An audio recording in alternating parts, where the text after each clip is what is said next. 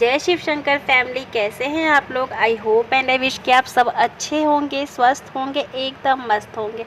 मैं भी ठीक, मेरे क्या है सब कोई ठीक। अभी आज था दिन ट्यूसडे और अभी हो रहा था सुबह का 7:30। तो बस मैं पूजा कर रही थी। मैंने किचन में ब्रेकफास्ट वगैरह जो लंच होता है वो बना लिया था। तो बस जय शिव शंकर फैमिली, कैसे हैं आप लोग। I hope and I wish कि आप सब अच्छे होंगे, स्वस्थ होंगे, एकदम मस्त होंगे।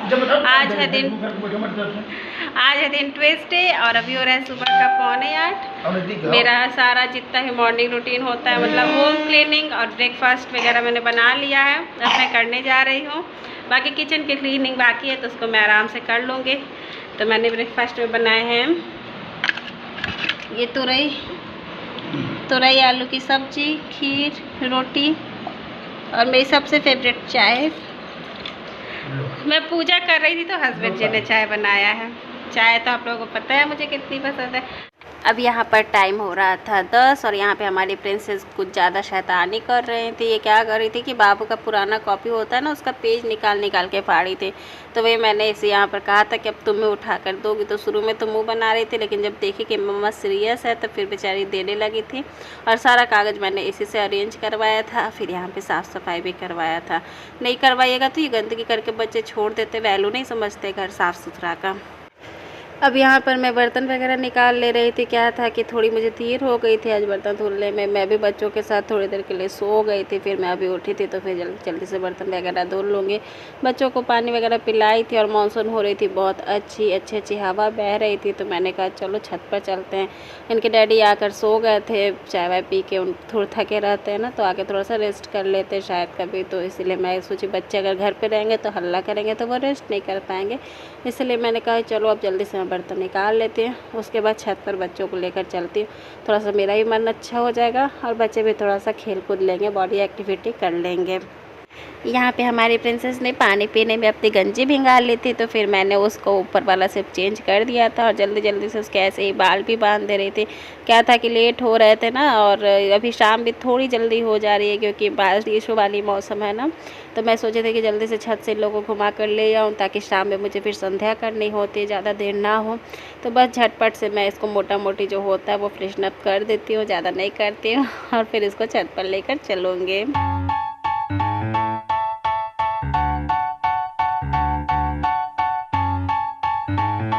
तो अभी आई हूँ मैं छत पर अपने बच्चों के साथ, देखिए।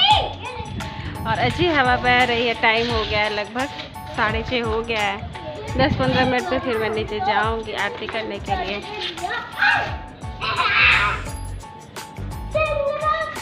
बाबू हाथ गंदे हो रहे हैं, थोड़ा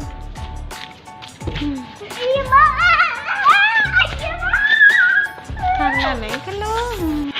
अब मेरे बहुत ही नॉटी और शरारती बच्चे खेलने लगे थे। उन लोग छत पे भी आते तो इतना चिल्लाते हैं ना, मुझे ये लगता है कि इनकी आवाज़ नीचे तक ना जाए। लोग क्या कहेंगे कितना चिल्ला के इसका बच्चा खेलता है। क्या की जगह ऐसे ही करते हैं लोग।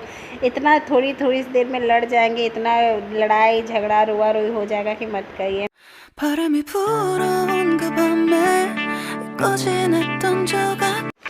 तो अब ऊपर छत से नीचे आने के बाद मैं आ गई थी डायरेक्ट किचन में। आप लोग सोच रहे होंगे मैंने तो कहा था कि मुझे संध्या करनी है, तो मैं किचन में क्या कर रही हूँ। एक्चुअली यहाँ पर मेरी एक फ्रेंड है खुशबू भाभी, तो वो आई थी, उनके दोनों बच्चे थे। तो मैंने कहा चलो शाम का टाइम है और बच्चों को फिंगर्स टाइप की चीज़ें अच्छी लगती है, तो मैं जल्दी से वही बना लूँगी। और ये बहुत जल्दी से बन भी जाती है, इस पर ज़्यादा टाइम टेकन नहीं होता है। और ये उलझन होती है ना कि अगर कोई आया तो आप बात कीजिए, फिर आप किचन में रहिए तो सामने वाला थोड़ा सा बोर हो जाता है। तो मैंने टीवी लगा दी थी, तो बच्चे टीवी देख रहे थे। भाभी थी तो वो बैठी हुई थी।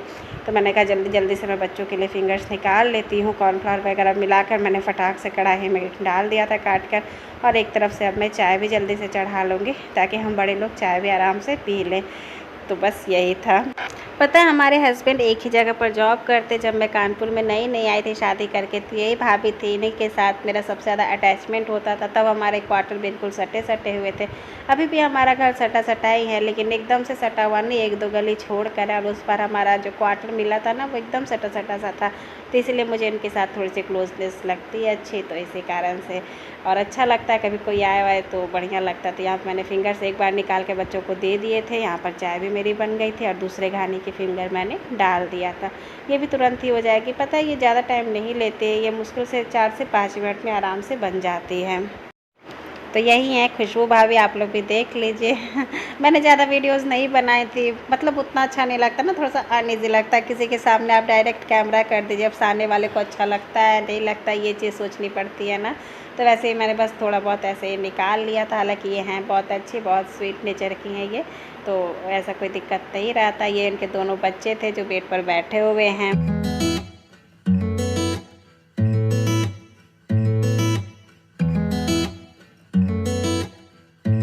यही है इनके दोनों बच्चे, जिया और आनंद। जिया मेरे बाबू से 1 साल की बड़ी है और आनंद जो है आनंद, वो मेरे बाबू से 1 साल का छोटा है। मेरा बाबू इन लोग दोनों के बीच में हुआ था और प्रिंसेस तो खैर काफ़ी छोटी है।